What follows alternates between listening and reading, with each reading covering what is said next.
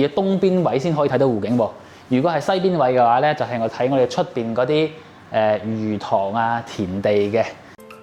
國際花城咧，我哋嘅沙盤模型嘅講解咧，相信我唔需要再多講啦。我哋只不過今次咧，我哋重點講翻一下我哋而家剩餘嘅貨量係乜嘢。咁我哋就即刻去片啦。依家賣緊幾期啊？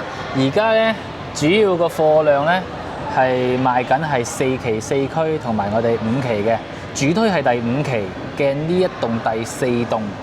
而家4期咧，佢剩低嘅產品咧只有89平方啊！呢10棟同11棟嘅89平方嘅中層單位，同埋呢一個8棟同7棟嘅135平方嘅南北通4房單位。其中咧最有特色嘅就係我哋呢個135平方嘅呢一個南北通4房咧，佢係睇湖景嘅，直面我哋嘅湖景嘅。不過有一點我話俾各位知先嚇，暫時下呢一個湖咧係未交付到嘅，因為佢呢度暫時係俾我哋嘅錦繡國際花城嘅建築工人嘅隊伍咧喺度做一個臨時嘅居住地方啊，暫時係交付唔到俾你嘅。但係未來咧呢度咧就會畫一個咁樣嘅湖俾翻你嘅嚇。咁啊，陣間我哋去樣板間嘅途中咧，都會見到呢個位置暫時都係呢啲工地嘅地方嚟嘅。咁啊，而家咧我哋4期4區嘅最大嘅優勢就係咩咧？明年年底就可以交樓，同埋佢係送全屋嘅家私同埋電器嘅，你可以做到拎包入住。佢係包括咗我哋嘅冷氣啦、床啦、床頭櫃啦、梳化啦、電視啦、雪櫃啦、洗衣機啦，同埋窗簾布同埋燈都係做好晒俾你嘅。你到時候拖個篋拎啲床上用品啊、生活用品過嚟就可以住嘅，一交樓即刻可以住啊！咁就係我哋4期4區嘅一個優勢。咁5期嘅一個優勢嘅話就係咧，佢係新規嘅產品，不過佢冇乜優惠嘅，同埋佢係唔送家私電器，冇車位，只不過佢係新規產品，所以咧佢會令到你有一種眼前一亮嘅感覺嘅。呢個就係我哋而家賣緊嘅產品。仲有些許嘅貨量，就係呢啲3期2區嘅些許嘅貨量咧。咁呢啲更加舊規嘅產品，就唔作推介啦啊！我哋主要就係做4期4區，同埋我哋一個5期嘅第4棟新規產品。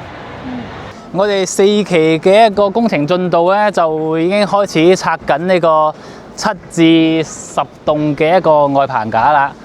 咁啊，拆完之後嘅話咧，咁就到時候呢一面嚇。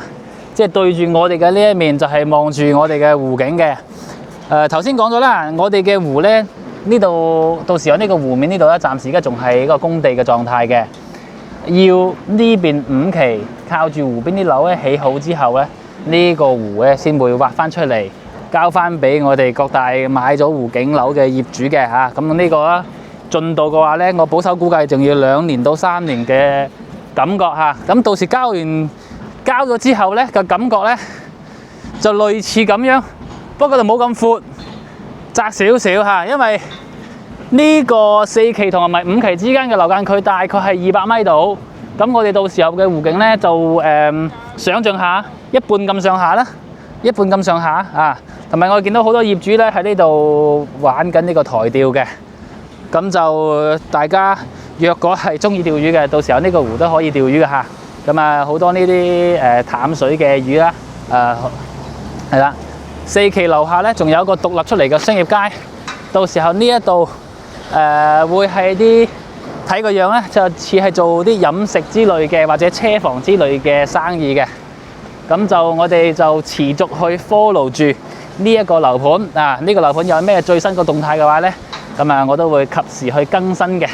喂，小林啊！嗱，我哋之前睇過珠海嘅金灣府同埋我哋嘅珠海灣啊，126平方，其實咧我話你知係冇呢度睇起身咁大嘅。哇！有冇感覺到？感覺到啊！你睇下呢個廳同埋呢個陽台。嗱，呢個陽台咧有個特別之處，我同你介紹下。佢呢度交樓嘅時候咧係個花池嚟嘅，佢就唔計入呢個建築面積裏邊嘅。但係交好樓俾你咧，佢係幫你主動褪出去嘅。個露台嗰個欄杆係喺呢個位置嘅，係啦。慳翻我好多時間去整。同埋你有冇發覺呢度做咗通鋪之後咧，呢埲牆咧係平整嘅，呢埲牆係平整嘅，因為佢當時佈建陽台咧係喺呢個位置佈建陽台，所以呢埲牆咧係可以揼咗佢。做咗通鋪之後嘅效果咧，就好似其他樓盤嘅150平方嘅廳咁大嘅，係咪？哇！真係大好多。係啦，就係我哋新規住宅嘅一個好常見嘅一個嘢啦，就係我哋呢種 LDKG 嘅一個設計啊。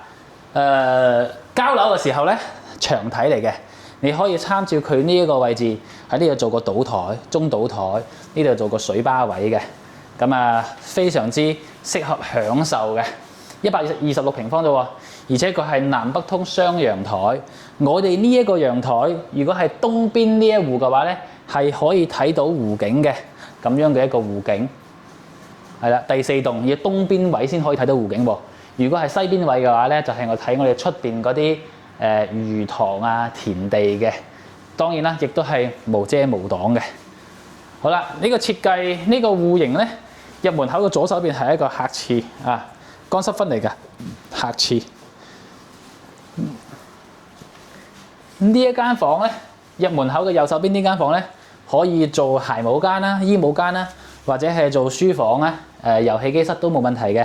但係佢到時交俾你咧係陽台嚟㗎嚇，呢個需要自己去搞嘅。我哋嘅小林啊，我哋最大嘅亮點咧，依然係主人房啊，係嘛？哇！呢兩間房都好大㗎，我哋簡單揦一揦 OK 㗎啦。呢個飄窗係啊，嗱，新規住宅嘅最大亮點就係呢種 L 字嘅270度嘅採光面，係啦。而且咧，其他樓盤可能呢度會做一個80 cm 嘅一個飄窗位，但係我哋呢個樓盤咧就打咗50 cm 走，咁即係我哋利用到嘅面積係更加嘅多嘅。同埋啊，呢度放張 king size 或者係 over king size 嘅床都可以做到3面落床，唔使擔心冇衣櫃位。你睇下，你睇下。佢哋有獨立嘅衣帽間啊，係啦，呢個衣帽間咧，到時候交俾你嘅時候咧，都係陽台嚟嘅，咁啊需要自己去搞嘅，係咪？主人房嘅套廁咧，亦都係相當之誇張嘅面積啊！咁我認為呢度做個淋浴，加個浴缸，加個雙星盤，加個廁所位咧，都係完全足夠嘅呢個位置。新規住宅嘅魅力就喺呢一度啊！你得到嘅嘢更多更靚，呢個就係我哋5期嘅126平方嘅新規產品，係啊。東面戶係望湖嘅，西面戶咧就係望魚塘嘅。咁啊，仲有一個110平方嘅正南向嘅單位咧。咁啊，陣間咧我哋就過去睇一睇㗎啦。Go！小林啊！嗱，我哋而家睇緊呢個110平方米嘅示範單位，新規產品啊！佢入門口呢間房咧係屬於創意嘅一個贈送面積嚇。咁咧，佢原先嘅格式咧係4房嚟嘅，咁我哋嘅示範單位咧就將佢嘅呢間房咧就打咗佢嘅，咁啊做咗一個7字廳，感覺點啊？好大。係啊，因為佢原先佢嘅廳咧係個房嘅牆身喺呢一度，咁其實個廳咧顯得會細一少少。咁佢剝咗之後嘅話咧，成個採光嘅面咧就非常之舒服啦。你會唔會咁做啊？如果呢間屋係你嘅，肯定會啦。係啦，咁其實買房就係為咗大。其實3房已經好足夠㗎啦，係嘛？係。哇！呢一間屋同埋頭先126平方去比嘅話咧，佢有2個優勢嘅。第一個，佢個廚房係會大啲嘅，係會大啲嘅廚房，係啦。同埋佢嘅因為佢係最向前突嘅嗰2個單位，所以咧佢係冇遮擋嘅。頭先126平方嗰個咧，佢係會見到喺陽台企出去嘅話咧，係可以見到我哋呢一個單位嘅側邊嗰個位置嘅。咁呢個單位係見唔到，佢係全突出去嘅，即係嚟講，我哋呢個單位嘅景觀面會更加之靚嘅。正向南嘅嚇，佢就雖然咧佢有個缺點，佢就係冇雙露台啊，但係已經足夠啦。而家陽台對於我哋嘅現時嘅一個居住嚟講嘅話咧，係少用咗好多，因為基本上都會推出去封咗佢嘅。